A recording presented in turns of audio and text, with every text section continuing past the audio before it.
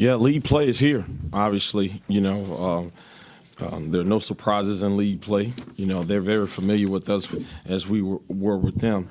I think you got to credit those guys. They came in and they fought to the end. We had opportunities tonight, and just could not capitalize on those. If you're playing at home and you can hold a team to 29% shooting from the field, 28% shooting from the three, you should like your chances. But, we struggled today getting the rhythm, getting the flow. Maybe it's a number of a few things, but, I think the credit has to go to that team and in the way that they were able to disrupt our rhythm. Certainly, we need to do better. We need to be better at every facet of the game. We need to be better at defending. We need to be better at completing plays. We need to be better at rebounding in crucial moments. So we got a long way to go. We do. I've said that before, that this is a team that's growing, trying to find its identity, and now it's league playing, and we have to know who we are. And it's no time. We have no more freshmen. It's too much. We have no more freshmen, and now is the time. So, we got to figure out a way how to respond. We got to figure out a way to get the most out of this team. So that's my opening statement.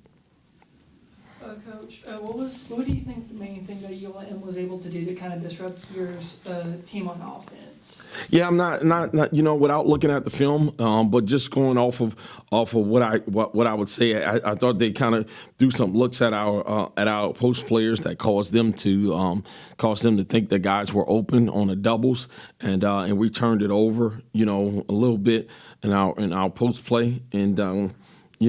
The other thing is I think that they showed some timid hedges, some one-step hedges that kind of slowed Mason and Drew down.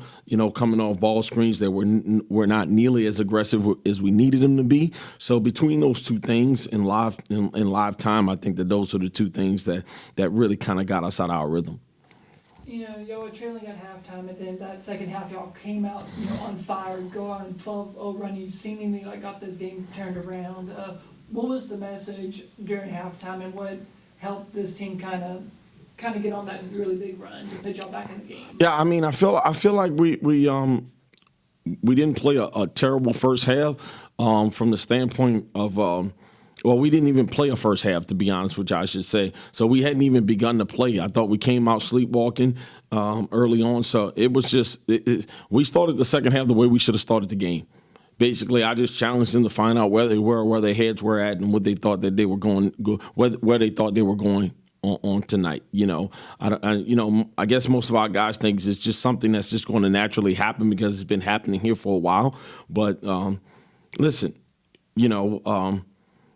this is a new team, but people know they know what this team has been like in the past. And they're not coming here to play against this team. They're also preparing to play against what this team has been in the past. So, and we have to do a better job of understanding that we're not the team of the past. We have to establish our own identity. And I think that sometimes we come out thinking that things are just going to go our way because it's been going our way.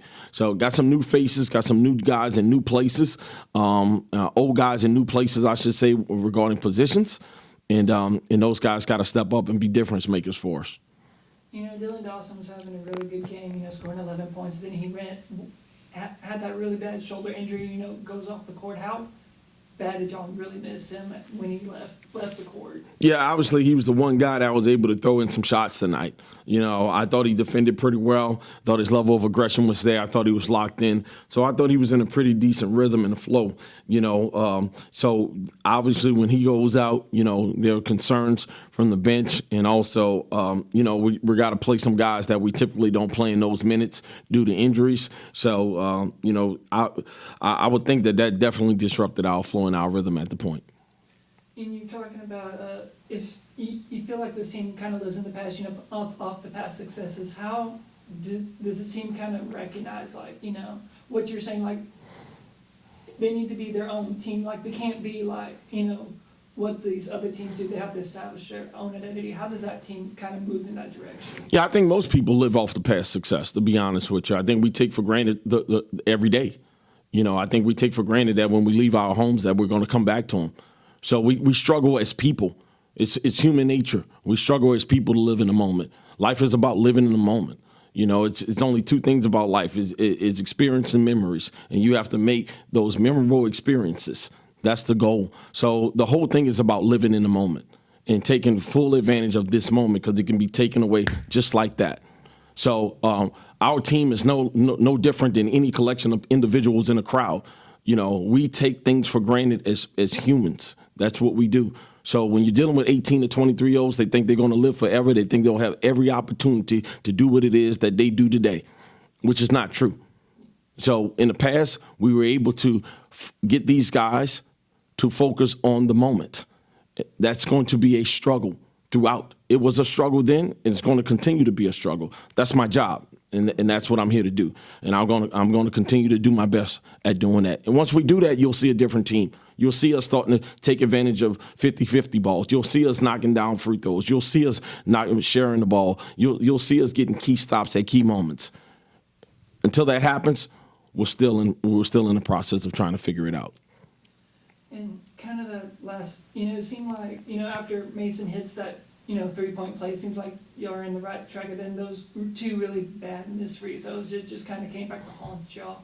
What's another way that this team can, kind of similar to that same Houston State game, kind of close out those close games to get those really big statement wins for this program? Yeah, obviously, I think Nigel's one of our better players, and he's knocked down big free throws for us in the past. We missed 4 free throws tonight. In my opinion, we just didn't get there enough. I think the game is the 19 3-pointers. That's not our game. We got to find a way to not put ourselves in position where we need to make 2 free throws at that crucial point in time. All right, so we got to string together quality stops and string together some more efficient offense. I thought we turned the ball over a hair too much tonight. Had 3 dead ball turnovers. And that's just us just not getting our hands on those things right there. I thought we should have been out to get more fast break points tonight. We tried to run the floor and just didn't make reads, and it forced us to play in the half court. So obviously most of the people in the crowd are gonna look at the 2 missed free throws, but we missed 2 more than that all game. At the end of the day, there's a level of efficiency. You talk about paint scoring, we're trying to double that. When you're talking about fast break points, we're trying to have 3 times as many as that. So when you're talking about points off of turnovers, we're not trying to lose that war right there. When you talk about rebounding, we want to win that battle every night. So it's the game within the game, and to the common fan, it's about the 2 free throws. That doesn't guarantee you a victory. And now next Saturday, Troy, going up Saturday, what are you be expecting from this team come Saturday afternoon? It's league play. It's the Sun Belt. It's one of the toughest mid-major leagues in the country. They'll come in, they'll be ready to play. They're well coached. We're going to definitely have to be better. We'll find out what the injury report says about these key individuals, and then we'll try to put together a game plan and see about executing it. But for us, it's all about the response right now.